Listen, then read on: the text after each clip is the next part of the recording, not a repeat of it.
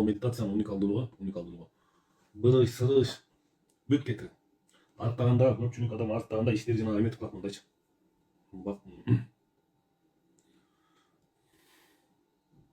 Медитацияларында мо иштен бар бырышып кой. Тура эмес арттаганда бырышып калат мисалы.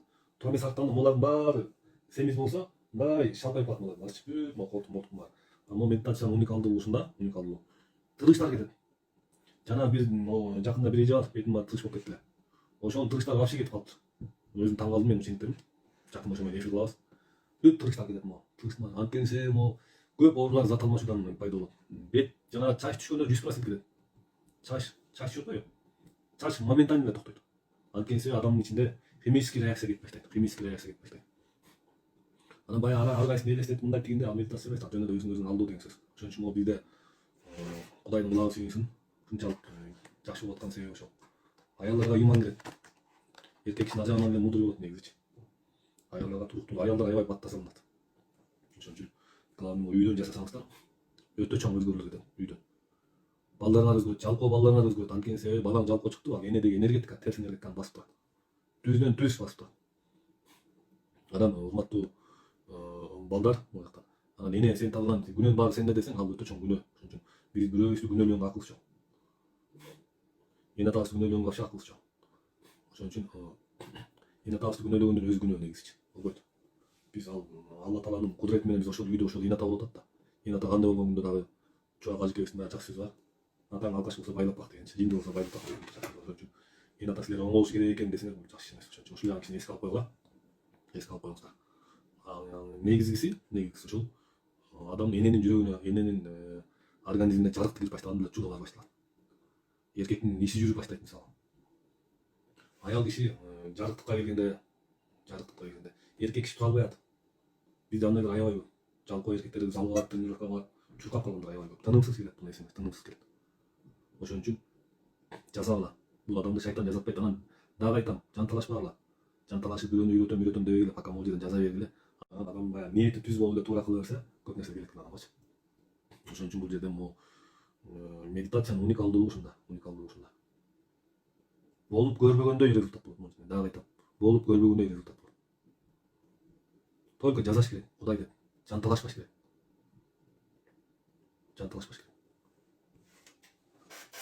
Биринчи кызмат, анан акча. Ашказан кусат, ниче өтөт, мурун канайт. Куран окуган жакшы дейт. Алла ошо Кудайдын Курандан айырбасын. Бул Куран өтө ыйык нерсе. Жакшы нафси менен окубай, баягы Кудайдын өзүңдү тааныйбыз деп Кудайга бир өзүбүз теме кылсак, бул өтө чоң нерсе. Ошон үчүн баягы мусулманчылык, бул Куран, дагат, намаз бул ыйык нерсе, чынында ыйык нерсе. Бирок фанат болуп эле алимдин башын урутпаш керек. Биз баягы айтып коюшпабыз негизичи. Медитацияны канча жыл жасаш керек. Бул жерде аябай сонун суроо болду. Мен медитация жасабайм деле өзүм. Анткени себеби жасайм, бирок жасабайм, түшүнүктүрбү? Эмнеге дегенде, эгер адамдар ниет пейили туура эмес болсо, кылган иш аракеттери туура эмес болсо, адамдар медитация кетиш кыйын. Качан адамдын баягы ниет пейили туура болгондо кетип баштайт. Анан дагы могу жерден кошумчалап кетейин. Кээ бир адамдар бар. Ушундай ниет пейили туура, ушундай Кудайды жүргөн адамдар бар. Алардын да медитациясы кетпейт. Анткени себеби алар эго кирип кеткен. Мен ыймандуумун, мен тазамын, мен аргумун деген бир эго бар адамда. Страшный эго. Духовный эго бар. Өзүнчө эле духовный болду, элге кошулбай эле, элден ажырап эле, күйөөсүн туугандарын сыйлабай мисалы, эл менен өзүнчө эле бир ак сүйөк болуп калган аялдар көп азырчы. Бул вообще туура эмес нерсе. Ошондойлордо кетиши кыйын. Баягы эчтегенди билбей жүргөн даңкадук жүргөндөрдүн медитациясы аябай жеңил кетет. Ошолордун медитациясы аябай жеңил кетет. Жалпы медитация менен кетет, болбосо ичиңизге массаж кылыңыз. Киндиктин айланасы мындай, ачысы, котушасы, анан жөн гана массаж кылсаңыз запага жардам берет. Бирок эң жакшы медитация. Кимдин сынган жерлери болсо, ошонун баары кыйшык калса, ошонун баары түзөлөт. Эмнеге дегенде, бизде мындай практика. Эми бул жерден күлкүңөр келиши мүмкүн. Мындай нерселер өтө көп. Организм ушунчалык уникалдуу нерсе. Шилекей толсо жута берсеңиз болот, анткени себеби шилекей толгондо жутуш керек. Бул адамдын оозунан чыккан шилекей полный дарылайт. Эгер сиз шилекейди жутпай түкүрө берсеңиз, шилекей чыга берет, көккү чыгат. Эгер сиз шилекейди жутуп баштасаңыз, организмге керектүү шилекей нормасын алгандан кийин, могу бездер, шилекей чыгаруучу бездер өзүнүн нормасын гана берип калат. Анткени себеби мен бул боюнча өтө көп практика кылгам. Башында баягы илбой нерсе акырындык менен келет да, Башында шилекейди жуттурбай жүргөндө тынымсыз эле шилекей чыга берет. Шилекей жөн чыкпайт да. качан могу шилекей бөлүнүп чыгып баштаганда ошону жутуп башташ керек. Жутуп бергенде организмге керектүү нерсенин баарын шилекей аркылуу берилет деп айтылат негизи болчу. Ушунчалык бир уникалдуу бир эмелерди, гормондорду, бир нерселерди бөлүп чыгат экен ошол шилекей заты менен кошочу. Ошол организмге толукталгандан кийин анан шилекейдин өлчөмү анан азаят. Ошон үчүн башында шилекей медитация кылгандан бери силер көтөрүлүп түшөсүңөр. Анткени любой нерседе ушундай нерсе бар. Түшпөй калышыңар деле мүмкүн. Неге дегенде адам баягы бир жаңы буюм алып атса, мисалы жаңы телефон алып атса, ошол адам аябай мына дээлигип анан түшөт. Түшүнүңүзбү? Ошон үчүн бул естественный нерсе, биздики ошол көтөрүлүп түшкөндөн кийинки процессти көтөрүп кетиш керек. Медитацияны тынчтык маанилүү эмес, мага десе базардын ортосунда жасаңыз, мага десе той болуп атса, бийлеп атканда маасында жасай бериңиз. Эч кандай мишети жок. Ошон үчүн могу система атайын ошондой коюлган. Көп жерде медитацияны тоого аш керек, мындай кылыш керек, тигиндей кылыш керек деген бул эгонун эле оюну. Сөзсүз түрдө баягы тынчтыктын кереги жок. Биягына магнитофонду, биягына телевизорду коюңуз, биягына радио коюп да жасай бериңиз, макулбу? Анткени сиз тынчтыкты кааласаңыз, бул дагы жакшы эмес. Анан көпчүлүктөр могу эгоизмдин дагы жалгыздык формасы. Кээ бир адамдар только бир комфортко кирип кетет, өзүнчө эле красавчик, өзүнчө эле красавица болуп эле, эч кимди жактырбай эле өзүнчө эле бир дүйнөгө кирип кетет. Бул дагы өтө жаман нерсе. Анткени себеби адам менен адам деп улуу сөз бар, түшүнүңүзбү? Ошон үчүн башында болот, анан кийин канчалык адамдар менен аралашсаң деле ал эч кандай мишет этпейт. Бизге ушул аябай жеңил төрөдүк. Ушундай билбей эле төрөдүк деп койгондор бизде аябай көп болуп атат. Алар менен эфир кылам Кудай буюрса. Сынган жери ооруйт, сөзсүз ооруйт. Азыр оорубай калды дейт. Аял кишиде терс энергетика көп болсо, эркек кишинин мудулугу токтоп калат. Жөн эле ичип жей калат. Аял кишиде өнүгүү болгондо эркек кишиде гормондор иштеп баштайт. Медитация уникалдуу нерсе. Бул ичиңизде кетет, бутуңузда кетет, белиңизде кетет. Арыктар арыктап барып семирет, семиздер арыктайт. Болуп көргөндөй. Шилекей жутканда инсулин бөлүп чыгарат дейт. Туура айтат. Анткени шилекейди жутуңуздар. Шилекей керектүү нерсенин баарын өзүнө алат. Агай медитация жасасам термелип кетип жатам дейт. Термелген нормальный нерсе, анткени адамдын ичинде баягы энергия иштеп баштайт. Медитациядан кийин денем бүт кычып чыкчу болду. Дене аябай кычышат, бүдүрлөр чыгып кетиши мүмкүн, анткени себеби бүт эски оорлар козголот. Эгер эски оорлар козголбосо эле бүдүрлөр чыгып кетет, андан эч кандай көрүп эметпей болот. Арыктар арыктайт, бирок кайра семирет. Бирок курт мурт больницага көрүнүп койгула. Жаңы төрөгөн аялга болот. Неге дегенде аял киши бул чыгыш медицинасы боюнча мен өтө көп жыл, 10 жылдан ашык иштедим мен чыгыш медицинасы боюнча. Чыгыш медицинасында айтылат, аял киши төрөгөндөн кийин 2 жыл, 3 жылдын ичинде ошол төрөгөн энергияны калыбына келет дейт. Бул биздин медицинада айтылат, аял киши төрөгөндөн кийин 3 жыл айын төрөш керек деп айтылат. Негизи могу биздин медицинада или 2 жыл, или 3 жыл айтылат. Неге дегенде баягы полноценный организм калыбына келгенден кийин кайра төрөш керек деп айтылат да. Мунун медитациянын уникалдуулугу мен дагы айтып коеюн. Ошол 3 жылда толуктай турган энергия 6 айда медитация менен толуктап койсо болот. Бул изилденген нерсе, изилденип ошол чыгыш илимдеринде факты менен жазылган нерсе. Адам бир сыяр талкаланат. Только жакшылыкка талкаланат. Уйкусуздукка жооп берет деп айтты. Уйкусуздук могу баш чакрасы постоянно иштеп калгандыктан, ат күчүнө бербей калгандык нерсе менен адам уйкусуздук басат. Ошон үчүн бутуңузга массаж жасатабыз. Көмкөрөңүздөн жатабыз. Көмкөрөңүздөн жасап туруп, бутуңузга аябай мына кол моюл менен аял болобу, күйөөңөр болобу ошого жасаткыла мындай. Эзгиле, тапанга эзгиле мындай. Кармап алгылычы. Тапанга бир жарым саат эсип койсоңор, адамдын эмеси могу ат күчүнө берет. Анткени себеби баардык точкалар адамдын кулагында, колунда, анан таманында болуп эсептелет. Ошон үчүн таманыңарды эзбергиле. Таманыңарды эзбесеңер өтө чоң результат берет адамга. Нервти салат мындайча. Мен бат эле чарчап калам, уктасам да бир нерсе кылбасам деп. Анткени адамда терс ой кеп болсо, адамдын положительный энергиясы менен иштейт. Анткени адамдын ичиндеги терс ой или напси дейбиз, или эго дейбиз, шайтан дейбиз, адамдын энергиясы менен тамактанат. Ошон үчүн могу колдон келсе медитация жасап атканда, ошол бүт жанагы ичибиздеги жеп аткан негативдер кетип баштайт.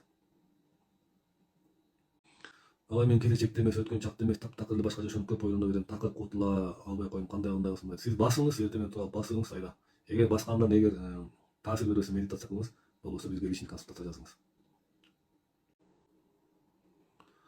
Аялдарды эмне эле күнөөлөй бересиз дейт. Ушул суроону унчукпай койсоңуз, сизди күйөөңүз сүйүп калат.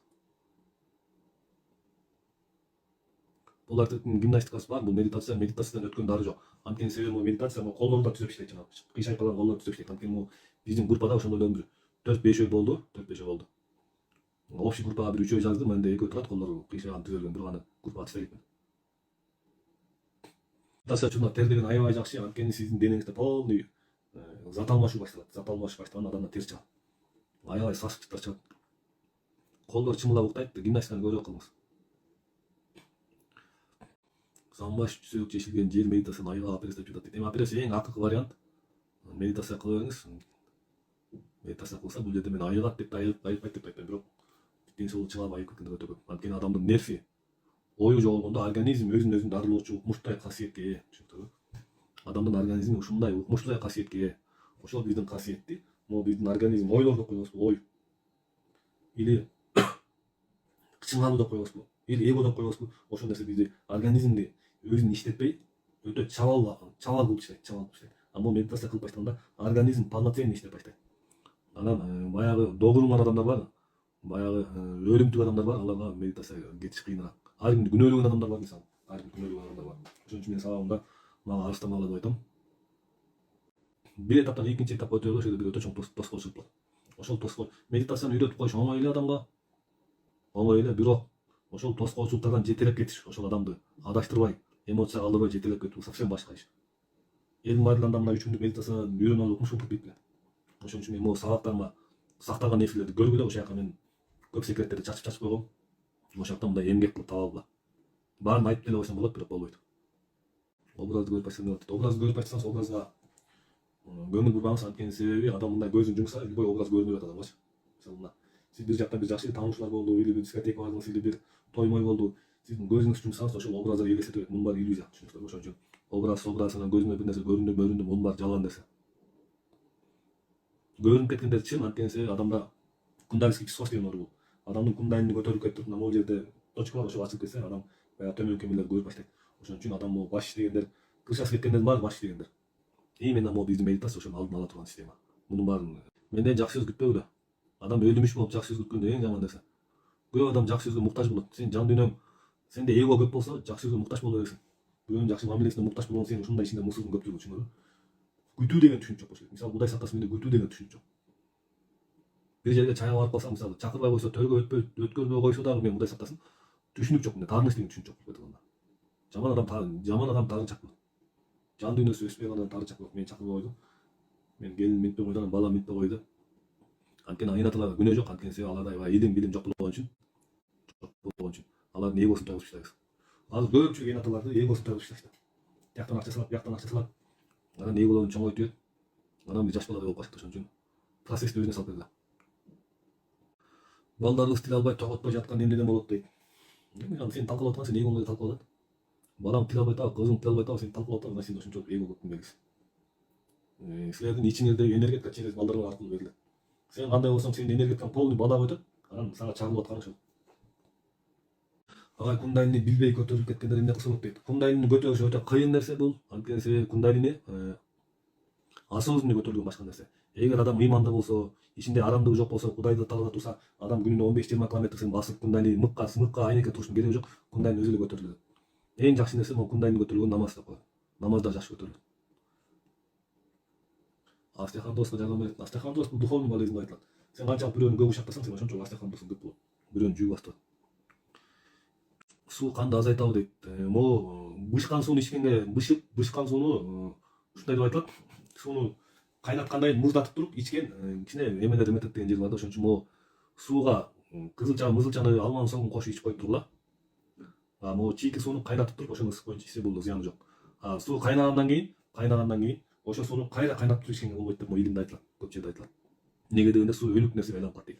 Суу кайнагандан кийин ичсе, анткени анда витамин жоголбойт, көбүрөөк эмеде сакталат деп айтылган жактар бар. Гипно медитация боюнча айтып кетимчи дейт. Мен гипно медитацияны билбейт экенмин. Мага гипноз үйрөтөбүз дешкен. Мен каалаган жокмун. Анын үстүнө устатым дагы урушпайго мен неалы башым ырасың деп. Ошон үчүн баягы гипноз бул менин жеке оюм, бул менин жеке оюм. Мүмкүн туурабы билбейм. Бул менин устазымдын айтышына караганда бул чогуу магияга жакын болуп кетет деп айткан да. Гипноз бул чогуу магияга жакын деп айткан жери бар. Бирок билбейт экенмин, мүмкүн меники туура эместир, анда бир байкап көрөсүңөр. Кулан нарынан кундалини көтөргөндө кандай болот дейт. Кундалини көтөргөндө эмне болмок адам? Ооруларыңар кетет, айыгып баштайсыңар, ден соолугуңар чыңалат, кайгы кападан утуласыңар, таарыныч багыштар кетип баштайт. Кундалини көтөрүлгөндө учук жака эле келүү деп айтылат, мен кыргызча айтканда. Бул эми өтө эмете, учук жака жасалма жолдо келсе болот, и табигый түрдө келсе болот. ошон үчүн могу биздин методика учуу жака табигый түрдө келүү. Жасалма түрдө деле учуу жака келсе болот, а бирок анын өмүрү кыска болот.